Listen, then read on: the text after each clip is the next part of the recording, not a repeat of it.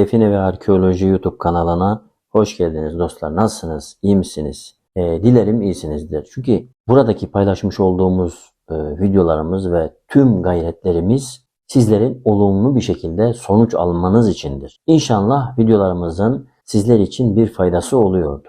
Bu videomuzda sizlere genel olarak bahsetmem gerekirse definecilik, tılsım olaylarından bahsetmek istiyorum. Çünkü benden talep edilen bilgiler içerisinde tılsımlar da var ve talep eden kişiye ve sizlere de cevaben tılsım konularından az da olsa bahsetmek istiyorum. Dilerim işinize yarar. Defineciler için tılsım çeşitleri. Bizlerin almaya çalışıp ama cinlerin yani halk dilindeki adıyla 3 harflilerin vermediği hazineler. Hepimizin bildiği gibi tılsımlar her zaman ilgimizi çekmiştir. Nedeni ise insanların gözle görünmeyen güçlerin nasıl bir varlık olduğunu hep merak etmesinden kaynaklıdır. Bu tılsımlar en çok eski din adamları zamanında rahipler, kahinler ve büyücüler tarafından yapılır. Tabi nasıl yapıldığını merak eden bazı kişiler de bu tılsımları öğrenip yapmışlardır.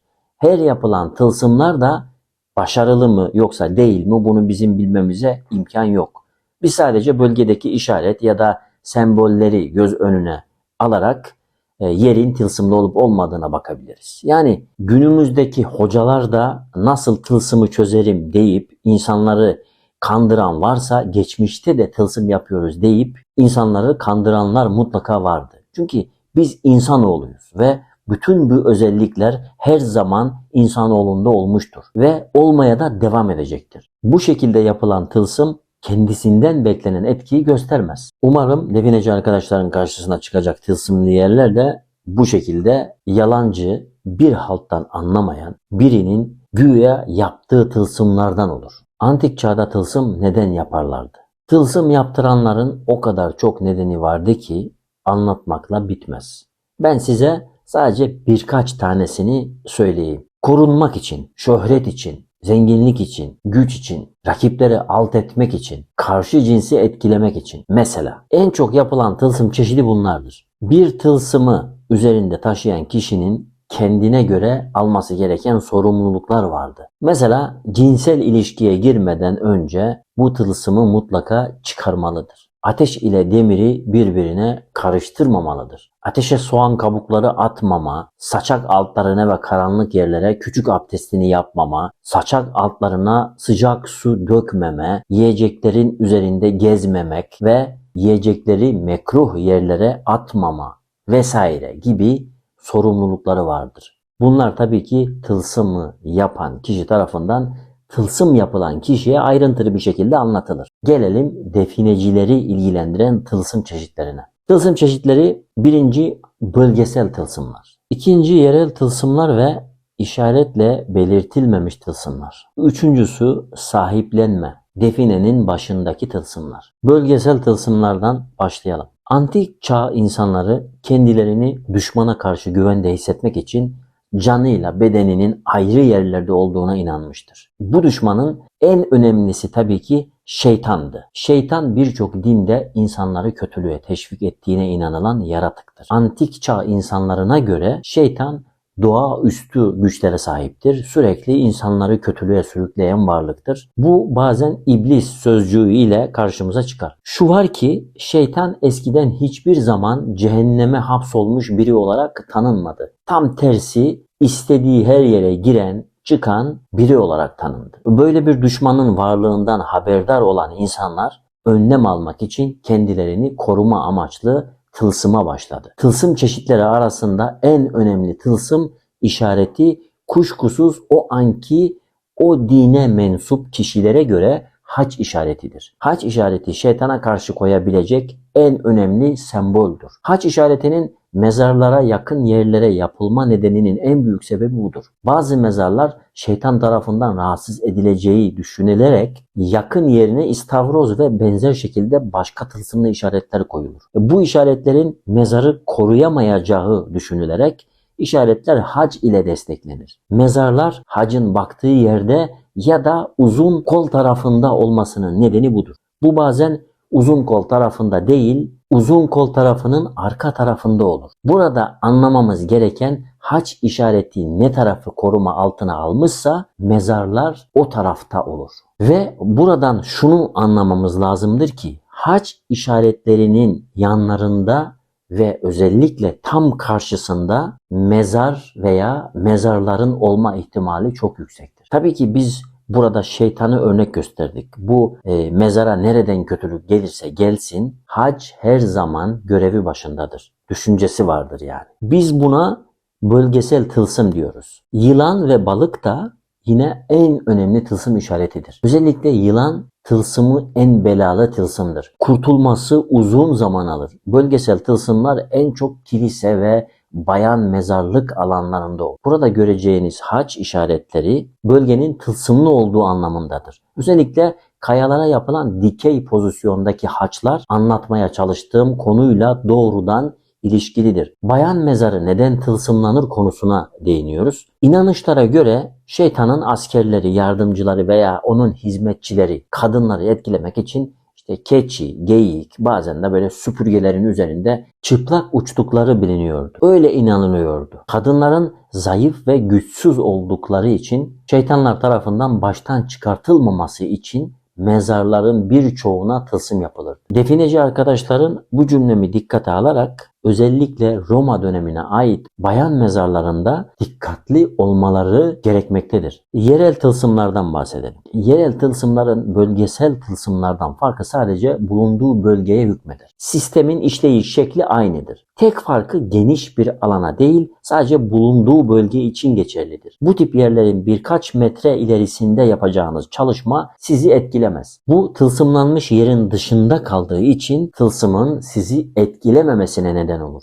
Bu tabii ki tılsımlı yere kazma vurana kadardır. Ne zaman tılsımlı yere kazma vurdunuz, koruyucu güçler yani 3 harfliler sizi oradan uzaklaştırmak için ne gerekiyorsa yaparlar. Bu bazen çocuk ağlaması, yer sallanması ve iş kazaları gibi olmadık şekilde karşımıza çıkar. Çalışma yapan arkadaşların gergin ve sinirli olması bile tılsımın olduğuna işarettir. Arkadaşlar arasında husumet çıkmasına bile neden olurlar. En güvendiğiniz arkadaşınız bile size hile düşünmeye başlar. Ve hava şartlarının birdenbire orada kalmanıza olanak vermeyecek kadar değişmesi. Kısacası orada çalışma yapmamanız için ne gerekiyorsa yaparlar. Bir de işaretle belirlenmemiş tılsım çeşitleri vardır. Bunu dışarıdan anlamamız neredeyse imkansızdır. Bunlar sadece kazı esnasında anlayabileceğiniz tılsımlardır. Örnek olarak büyük yuvarlak oymaya ait mezar bulduk. Dışarıda tılsım olduğunu belirten hiçbir işaret görmedik. Kazdığımız bölgede karşımıza çıkacak bazı mantık dışı olaylar buranın tılsımlı olduğunu anlamamıza yardımcı olur. Mesela tahminimizden daha derinde işte akrep, yılan, kurbağa gibi çıkarsa buranın tılsımlı olduğunu anlayabiliriz. Buna yer sallanması da duyacağımız garip sesler de dahildir. Yerin birkaç metre altından evcil hayvan çıktıkları olmuştur. Bu tür yerlerde inatçı olmamak gereklidir. Kendinizi başarısız ve böyle bir tembel hissedebilirsiniz. Lakin çok inat iyi değildir. Cinler ruh gücü, iman, takva boyutu yeterli olmayan kişileri kontrol altına alabilir. İstediklerini yaptırabilirler. Bu konuda defineci arkadaşların dikkatli olması gereklidir. Tılsım çeşitleri sahiplenme. Sahiplenme olayı diğer tılsımlardan biraz farklıdır. Sadece mal sahipsiz olduğu için cinler tarafından sahiplenmiş tılsım türüdür. Bu tılsımın diğerlerinden tek farkı çok fazla inatçı ve yapışkandır. Bunlar size gömüyü bulmanızı zorlaştırır. Defineyi tespit ettiğinizde bir sonraki aramada aynı yerde sinyal alamama, yanlış yeri kazma gibi sizi şaşırtacak hamlelerde bulunurlar. Sizi korkutan, sinir sisteminizi bozan işte bunlardır. En sık rastlanan olaylardan biri de define cihazları aynı noktayı çekmeyip sürekli yer değiştirmesidir. Bu da defineci arkadaşların en sık karşılaştığı olaylardandır. Bu tip yerlerde inatçı olmak, gerekli bilgi donanımına sahip olmak, dini bilgilerin ve maneviyatının güçlü olması sizi sonuca ulaştırabilir. Tılsımlı olan işaretlerdeki araştırmalarımızdan bahsedelim. Tılsım hiç kuşku yok ki definecilerin en büyük düşmanıdır. Kazı başlangıcında verdiği asabilik iş sonunda ölümlere kadar uzanan bir denge bozukluğu, 3 harfliler sinir sistemimize nüfuz ederek olgun düşünce yapımızı değiştirip her an kavga etmeye ve hatta karşıdakine fiili olarak zarar vermeye hazır canlı birer bomba gibi oluyoruz. Tılsımlar en çok antik dönemde yaşamış din adamları ve büyücüler tarafından kullanılmıştır. Bu işaretlerin arasındaki sistemi bilmek bile bize en gizemli işaretleri çözmemizde yardımcı olur. Tılsımlı balık işaretleri. Yüzlerce yıl Hristiyan dininin sembolü olan balık tılsımı, hacın kabul görmesinden sonra bu itibarını biraz daha yitirerek yerini hac işaretine bırakmıştır. Bir dönem yılandan sonraki en yaygın tılsım olarak kullanılan balık, ilerleyen dönemde som altın gömülerinde define işareti olarak kullanılmaya başladı. Her ne kadar define işareti de olsa bu mutlaka tılsımlı define anlamı taşıyabilmektedir. Balık gömüleri her zaman suya yakın olarak saklanmış olup en çok göl ya da dere kenarlarıdır. Balığın gömüsünü almayı öyle kolay sanmayın. İşin ehli din adamları tarafından tılsımlanmıştır çünkü. Defineyi almak için işin ehli hocalardan destek almalısınız. Aksi halde boşa kürek sallarsınız. Diğer bir şekilde anlatayım. Balık yüzyıllar boyunca cinsel bir sembol olarak ve büyük tanrıçanın üreme organlarını temsil eden bir simge olarak görüldü. Ve bu şekilde tasvir edildi. Eski çağlarda böyle bilinen balık, Hristiyan olmayan ülkelerde hala kısırlığa ve cinselliğe yardımcı bir tılsım olarak kullanılmaktadır. Bu durum Hristiyan olan ülkeler için geçerli değildir. Kimileri balık tılsımları için şeytandan korumasa bile taşıyanı cinsel yönden zevk alarak yaşamasını sağlayacak bir tılsımdır derler mesela. Cinsel gücü artırdığına inanılan balık iktidarsızlığa çare olarak kullanılır. Günümüzde bile balık tılsımları Kuzey Afrika ülkelerinin bir kısmında şans getirmeleri ve cinleri, kötü ruhları uzaklaştırsın diye dükkan önlerine asılırlar. Eski dönemlerdeki inanışlarda balık su tanrısı Enki ile ilişkilendirilmiştir. Enki bilge bir tanrıdır ve balıklar da bilgeliği simgeler. Tılsımlı yılan define işaretleri hakkında biraz öz bilgi verelim. Çelişkilerin ve tartışmaların hayvanı yılan aynı zamanda da iyi bir koruyucu. Birçoğumuzun korktuğu, adının geçmesinin bile insanları ürpettiği yılan çağlar boyunca önemli bir tılsım simgesi ve işareti olarak kullanılmıştır. Yılan şeklinde dolanmış yüzükler, yılan figürlü bilezikler ve kolyeler altınla birleşerek takı dünyasında önemli bir yer kaplamışlardır. Bir diğeri de bölgesel tılsımlardır. Kayalara yontularak yapılmış yılan işaretleri, birbirine sarılmış yılanlar yine tılsımın önemli habercilerindendir. Yılanlı tılsımların hastalıklara karşı çok kuvvetli bir tesiri vardır. Yılanı ölümsüzlük sembolü olarak da gören toplumlar vardır. Bugün bile tıp dünyası bile bilinen bu ölümsüzlük yakıştırmasından dolayı yılanı amblem olarak seçmiştir. Bu define ve arkeoloji videomuz aynı zamanda bulduğumuz yılanlı objeler ya da işaretlere dikkat etmeniz için hazırlanmış bir videodur aynı zamanda. Yılan tılsımının çözümünü konusunu biraz açalım. İşinin ehli gerçek ciddi hocalardan destek almanız bizim tavsiyemizdir. Eğer hoca desteğiniz yoksa itikadını yüksek tutup sürekli ayetler okuyarak çalışma yapmanız lazımdır. Okunacak ayetlerin başında Ayet-el Kürsi, Fatiha, İhlas, Felak ve Nas sureleri gelir. Bildiğiniz başka ayetler varsa onları da okuyun.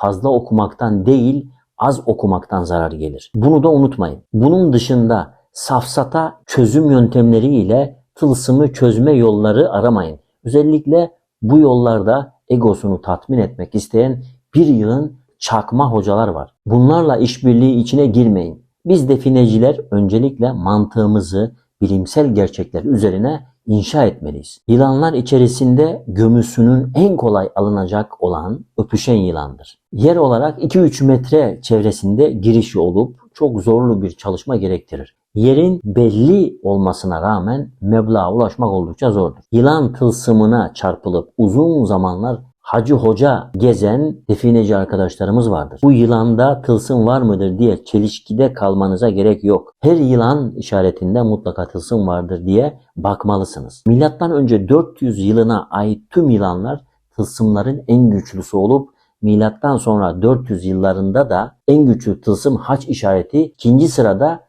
yine yılan işaretidir. Bulduğunuz her yılanın yanında mutlaka su vardır. Akar dere şeklinde görünen bu sular bazen pınar, çeşme şeklinde görünür. Yılan tılsımı çeşidi 3 harflerin sonradan sahiplenmesi değil, askerin nöbet bekler gibi meblağ başında nöbet tutmasıdır. Bunu eski din adamları veya büyücüler kan akıtarak yaparlar. Bu tılsım zamanın sonuna kadar devam edecek şekilde yapılırdı. Sizin yapmanız gereken aklın ve mantığın kabul ettiği çözüm yöntemidir. Safsata hocalardan destek almayın. Ya işin ehli hoca olacak ya da iradenize sahip olup çalışmalarınıza devam edeceksiniz. Tılsımlı yılan işaretleri. Arkadaşlarınıza dikkat edin. Bunu biraz açalım. Çalışma yaptığınız kadro içerisinde itikadı zayıf eleman varsa İşte bu tılsımın musallat olacağı kişidir. Çocuk ağlamalarını, yer sallanmalarını, değişik uğultuları hep bu adamlar görür, duyar. Tüm ekibin dengesini alt üst eder. İş kazaları artar, doğru düşünce yapınızı kaybeder. Meblağa doğru giderken bir anda yön değiştirir. Meblağdan uzaklaşırsınız. Bu şekilde günler geçerken kazı iştahınızı kaybedip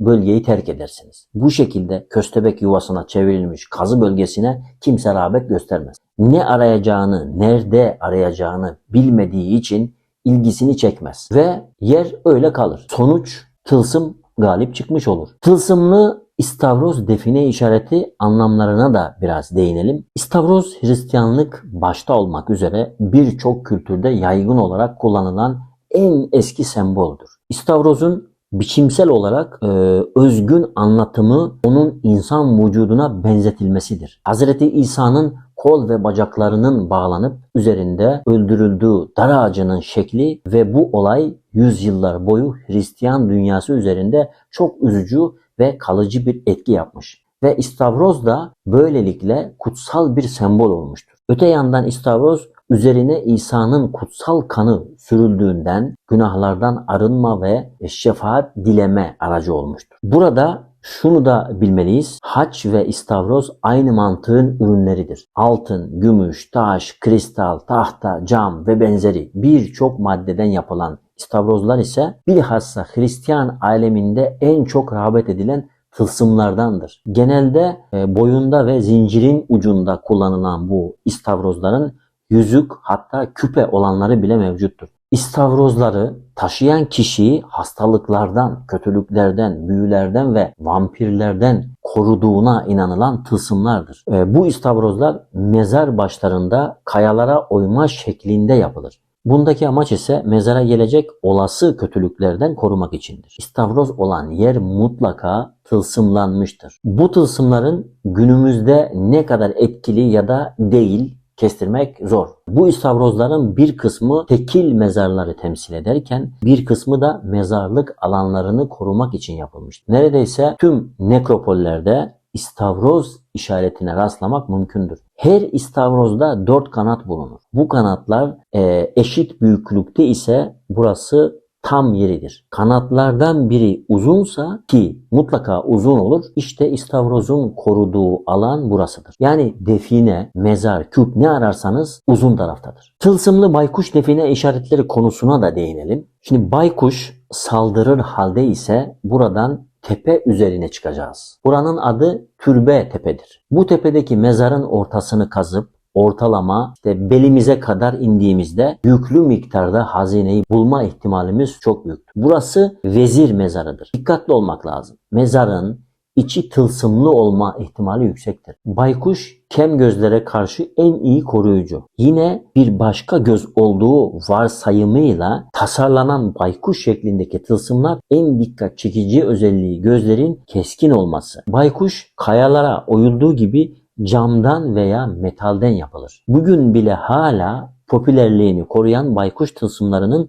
baykuşun uğursuz bir hayvan olarak bilinmesi bu tılsımın pek fazla rağbet görmemesine yol açan en önemli etken olarak değer kazanır. Onun koruyucu rolü pek çoklarına göre evrensel değildir. Çünkü o gecenin şeytani yaratığı olarak bilinir. Tılsımlı fil define işaretleri konusuna gelelim. Fil tılsımı yılan tılsımı kadar önemlidir. Kayalara oyma ve yontma şeklinde yapıldığı gibi evlerin mabetlerinde, takılarında ve giysilerinde görülmüştür. Bu tılsım araştırmacılar tarafından önce boğa başı gibi algılandı. Filler çölde uzun süre yaşayan heybetli ve mağrur bir hayvan olarak bilinirler. Mısır'da bu tılsım dayanıklılık, fiziksel güç verici olarak yapılırdı. Büyük olduğu için sanırım. Bazı eski medeniyetlerde para getirici olarak kullanılmıştır. Bir nevi paraya işarettir. Filler çok büyük olmasına rağmen nedense koruma amaçlı bir tılsım değildir. Fil olan yerde takı eşyaları bulmak mümkündür.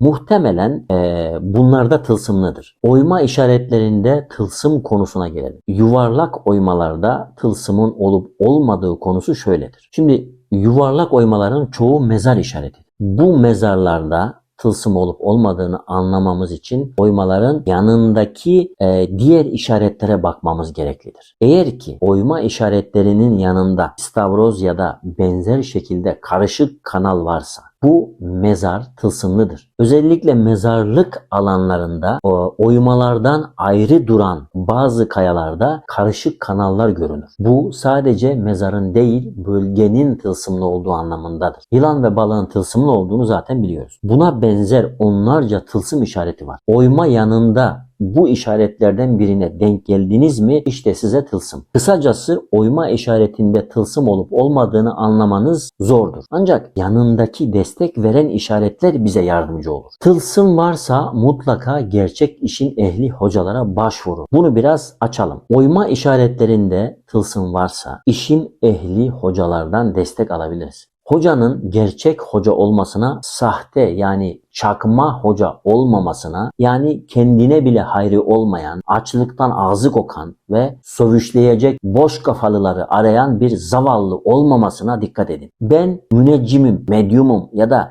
gayipten işlerle vakit geçirenlere inanmayın. Ortalıkta bu tip insan çok. Onlara kulak vermektense siz kendiniz inancınızı yüksek tutun, gerekli ayetleri okuyun. Hepsinden hayırlıdır. Bir de işaretle belirlenmemiş tılsımlar vardır. Bu birçok büyük oymalarda görünür. Bunu da dışarıdan anlayamayız. Sadece kazı esnasında anlayabiliriz. Örnek olarak tek yuvarlak oymaya ayet-i mezar arıyoruz. Dışarıda tılsım olduğunu belirten hiçbir işaret yok. Kazdığımız bölgede karşımıza çıkacak bazı mantığımıza sığmayan olaylar buranın tılsımlı olduğunu anlamamıza yardımcı olur. Mesela tahminimizden daha derinde işte karıncadır, akreptir, yılandır, kurbağadır vesaire gibi çıkarsa buranın tılsımlı olduğunu anlayabiliriz. Az önce de bahsettiğim gibi buna yer sallanması ya da işte duyacağınız garip sesler de dahildir. Siz de böyle yerlere denk gelirseniz mümkünse kazıyı bırakın gidin. İnatçı olmayın. Gaza gelmeyin. Son olarak bölgesel tılsım dediğimiz olay bazı at nalı işaretlerinde de görülür. Bu her at nalı için geçerli değildir ama bazı at nalında bölgesel tılsımlama olayı vardır. Arkadaşlar son olarak sizlerin bana sormuş olduğu bir soruyu cevaplamak istiyorum. O da tılsımlı bölgelerde bu gibi durumlarda nasıl korunabiliriz, nasıl tedbir alabiliriz diye birkaç soru sorulmuştu. Yorumlardan da yazılmıştı. O sorunun cevabını da ben size bu şekilde vereyim. Tabii ki farklı ritüeller, farklı yollar var ama bu yollar çok uzun ve meşakkatli ve yorucu ve bilgi isteyen işler olduğundan dolayı ben sizlere hepinizin yapabileceği ve en garanti yollardan bahsetmek istiyorum. O yollarda öncelikle herhangi bir işe kalkıştığın zaman bu define aramak olur, farklı bir iş olur, hiç önemli değil. Her şeyden önce Allah'ın adıyla başlamanız gerekiyor ve her zaman aklınızda Allahu Teala'nın varlığı olması gerekiyor. Ben hoca değilim ama aklım ve fikrim var ve araştırmayı seven ve bilen biriyim. Günümüzdeki hacı ve hocaların çoğu arkasında durulup namaz kılınacak insanlar değiller. Ama gerçekten Allah için bu işi yapan yok mu? Evet var ve onlara da lafım kesinlikle yok. Onlar kendilerini benim bu söylemiş olduğum laflarımdan muaf ve mazur görebilirler. Çünkü gerçekten bu dünyada Allah için işini yapan hoca olur, evliya olur, ne bileyim diğer insanlar olur. Önemli olan Allah için tüm işini yapan, içinde Allah sevgisi olan ve hiçbir şekilde bir şey yaptığı zaman karşıdan karşılık beklemeyen Allah dostlarının sayesinde bu dünya dönmeye devam ediyor. Bu dünyanın içinde yaşayan, Allah ile alakası olmayan çok Allahsız var. Onlar da bu saymış olduğum Allah dostlarının sayesinde hayatta kalmaya ve insanları kandırıp, dini kullanıp, sakal uzatıp, gözyaşı döküp milleti soymaya devam ediyorlar. Bu işler eskiden de aynıydı. İnsanoğlu hiçbir zaman değişmedi ve değişmez de. Mağdur olduğu zaman garip ve bir şeye ihtiyacı olduğu zaman kendini acındıran, miskin olan ve garip görünen, istediklerini aldıktan sonra da sanki hiçbir şey olmamış gibi ne yapılan iyiliği hatırlayan ne de yaşadığı o zor anları hatırlayan insanoğlu her zaman böyle olmuştur. Nankör insan her zaman nankördür. Ve günümüzde de vardır. Eskiden de vardı. O nedenle demek istediğim şey, bir işe kalkışacağın zaman önce kendi bilgine ve gücüne güveneceksin.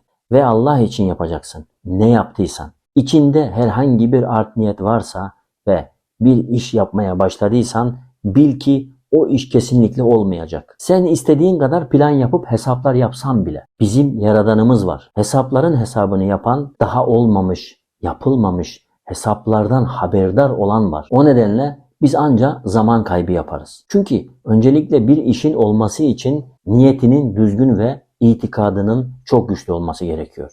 Örnek veriyorum, define aramaya gideceksin veya bildiğin bir yer var. Gidip o defineyi almak istiyorsun ve orada tılsım olduğunu biliyorsun. Ama korkuyorsun. Ne yapacağını bilmiyorsun. Ama başka çaren yok. Hayatını idame ettirmek için, çoluk çocuğunun geleceğini sağlamak için başka hiçbir çaren yok diyelim. Böyle bir durumdasın. Öyle farz edelim. Öncelikle şunu söyleyeyim. Senin yapmış olduğun işin amacı kimseye zarar vermeden hayatını idame ettirmek için, ailen için yaptığın bir iş ise ve Allah sevgin, Allah korkun, imanın, itikadın tam ise hiçbir şeyden korkmana gerek yok kardeşim. Bismillah ile başlayıp abdestli bir şekilde tertemiz niyetle gidip işini yapıp nasibin ise eğer onu alabilirsin. Sana hiç kimse hiçbir şekilde dokunamaz. Bizim içimizi, niyetimizi o varlıklar bilirler. Sadece biz kendimizi kandırıp bir iş yapacağımız zaman Allah'a yaklaşıp sığınıp ama diğer zamanda Allah'ı hatırlamayan kişiler olursak ancak kendimizi kandırırız ve başımıza gelmeyen kalmaz. Bu kötü şeyler sadece tılsımlardan değil, farklı sebeplerden de olabilir. İşlerimiz rast gitmez. Bu arada demek istediğim şey, bildiğimiz duaları, ayetleri, süreleri okuyup Allah'ın kelamı ile gidip Allah'ın kelamı ile işimizi sonlandırmamız gerekiyor. Ben şu anda sizlere yapılması gereken ritüellerden bahsetmek isterim. Böyle ritüeller var ama çok uzun ve herkes bunu yapamaz. O nedenden dolayı ben size en kolay ve en güçlü yollarını söylüyorum. Ve en garanti yollarını söylüyorum. Allah'a gerçekten inanan, itikadı güçlü, imanı güçlü olan herkes, eğer o iş kimseye zarar vermeyecek bir iş ise, yararlı bir iş ise mutlaka ve mutlaka hiçbir sıkıntı yaşamadan o işinizi başaracaksınız. Bana inanın arkadaşlar, ben sizin kötülüğünüzü isteyen bir insan değilim. Ben size gerçek olayları söyleyip aktarmak için elimden geleni yapıyorum. Uzun lafın kısası bu şekildedir. Ama isteyen olursa o diğer ritüellerden de bahsedelim farklı bir videoda. Onları da dinlersiniz arkadaşlar. Şundan da bahsedeyim son olarak. Diyeceksiniz ki eğer bu işi yapacak kişi Hristiyan ise ne olacak? Evet arkadaşlar, şunu söyleyeyim. Hiçbir din insanlığa, insanlara veya hayvanlara, kısacası hiç kimseye kötülük etmek üzerine kurulmamıştır. Ve bütün dinlerin son noktası Allahu Teala'dır. Ben bütün dinlere saygı duyuyorum ve öyle de olması gerekiyor dinimizin gereği. Hristiyan olur, Yahudi olur, hiç fark etmez. Eğer yaptığı iş hayır içinse veya söylediğim gibi son çare olarak ailesi ve kendisi içinse, yani kısacası yaşamak içinse, kendi dinlerinin gereğini yaparak bu işleri yaparlarsa, benim sizlere söylemiş olduğum şekilde onlar da nasiplerini, kısmetlerini alacaklardır mutlaka. Demek istediğimi umarım anlamışsınızdır arkadaşlar. Şimdilik videoyu uzatmamak adına diyeceğim bu kadar. Ama ileriki videolarımızda daha da detaylı halde açıklamalar yaparız Allah'ın izniyle. Allah'a emanet olun. İşleriniz rast gitsin. Hoşça kalın.